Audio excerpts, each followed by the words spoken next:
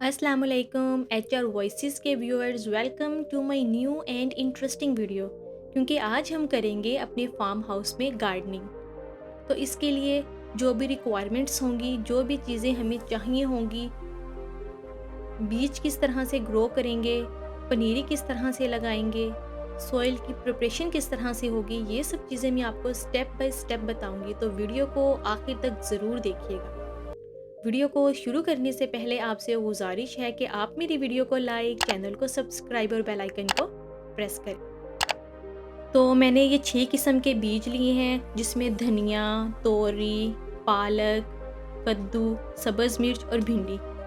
ये 6 बीज हैं फ़िलहाल उगाने के लिए लिए, क्योंकि मौसम के हिसाब से, जैसे कि आप सब जानते हैं कि फ़रवरी का महीना है, तो सर्द मौसम में ये सब बीज उगाए जाते हैं।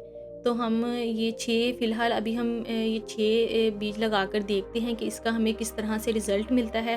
तो फिर जैसे ही मौसम चेंज होगा तो फिर हम अपने बीज चेंज भी कर लेंगे। तो इस तरह से फिर ये मौसम के हिसाब से इसको चेंज करते रहेंगे। फ़िलहाल हमने ये 6 बीज लिए हैं, जो कि हमें तकरीबन 120 रुपए के मिले हैं मार्केट से।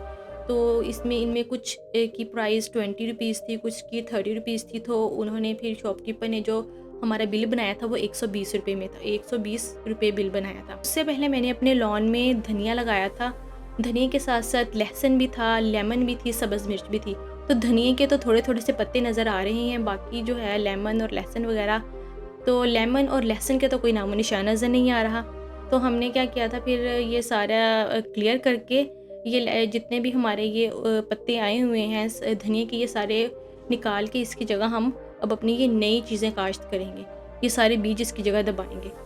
तो उसके साथ साथ ये अब आ गई, ये है हमारी पनीरी, जो कि अब हम काश्त करेंगे। ये 11 सब्जियों की पनीरी है, और जिसके अंदर गोभी, मेथी, पुदीना, चुकंदर, पालक, प्याज, लहसुन, धनिया, बंद गोभी, लेमन, टमाटर।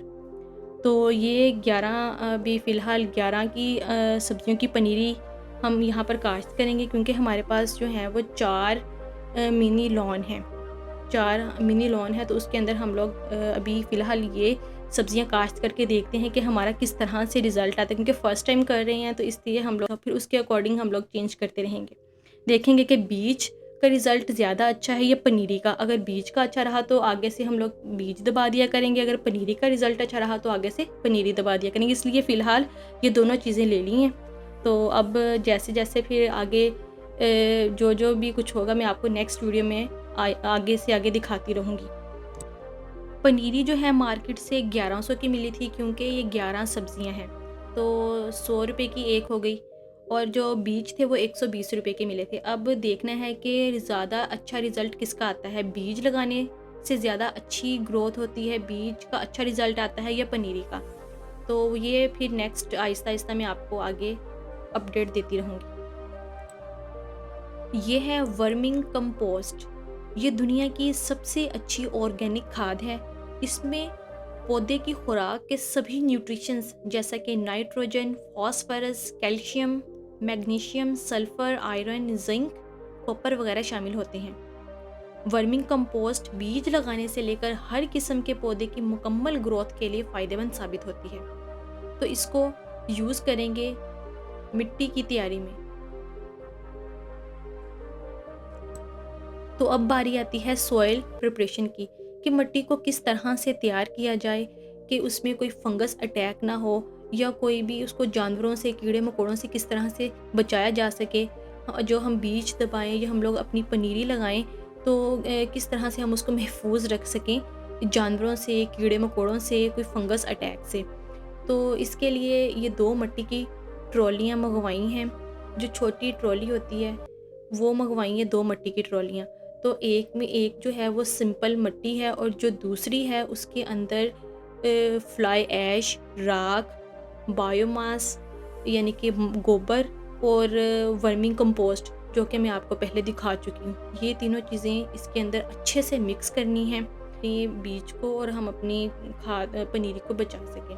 तो ये सारी की सारी राख जो है वो किसी भी किस्म की हो सकती है। कोयले की राख जलाकर वो कोयले से राख बना लें, लकड़ियों को जलाकर कोयले से राख बना लें।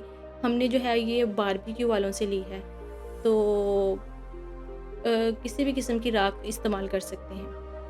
तो इस तरह से ये सारी हमारी जो है मट्टी की प्रिपरेशन, क्योंकि मट्टी की प्रिपरेशन इसी तरह से होगी, इसमें ये सारे के सारे खादें शामिल होंगी, तो ही कि हम अपनी जो है वो गार्डनिंग में कामयाब हो सकते हैं।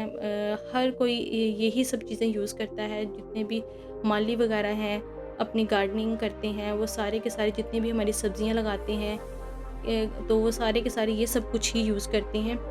तो इस तरह से ये सारी अब मट्टी को अच्छे से मिक्स करना है, जितनी भी हमने इसमें चीज़ें शामिल की हैं इन सबको अच्छे से मिक्स करना है, इतना अच्छे से मिक्स करना है कि कोई भी पत्थर वगैरह ना हो।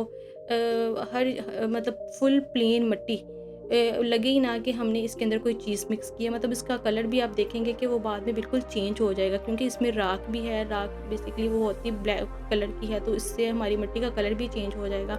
और कुछ इसमें वो बायोमास गोबर वगैरह भी शामिल है, तो मतलब ये सारे के सारे जर्म्स कीड़े वगैरह वो सारे इसमें शामिल हैं, तो वो इससे हमारी जो मिट्टी है वो और भी ज़्यादा स्मूथ हो जाएगी।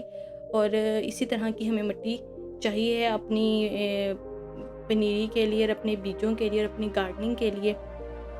हमारे चूँकि 4 लॉन हैं, हमने उस हिसाब से अपनी मिट्टी की एक-एक ट्रॉली मंगवाई थी और उस हिसाब से हमने इसके अंदर खादें शामिल की हैं, उस हिसाब से हमने इसके अंदर फ्लाई ऐश शामिल की है। तो आप भी अपने अकॉर्डिंग इसमें जो है वो सारी चीज़ें डालें और अपनी सॉइल को तैयार करें और अपने घर में गार्डनिंग करें। कोई आपके घर में अगर स्पेस है, जहाँ भी है, तो आप अपनी ये सारी की सारी चीज़ें डालकर गार्डनिंग करें, तो आपके भी बहुत अच्छा हो जाएगा। बाकी मैं आपको अपनी रिव्यू भी देती रहूँगी।